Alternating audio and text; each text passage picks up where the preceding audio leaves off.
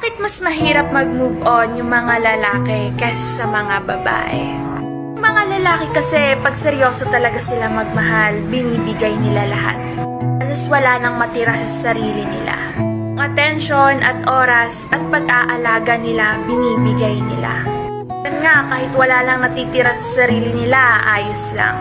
Kasi ganun sila magparamdam ng love nila through actions.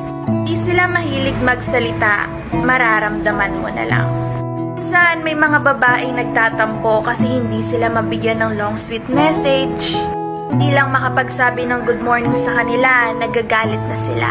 Pa naman yung actions niya pagkasama mo siya kasi mas pinaparamdam nila sa personal kaysa sa chat. Noon na lang sila nadudurog pagka iniwan sila ng taong gusto nila. Alam nila sa sarili nila na binigay nila lahat pero parang kulang pa.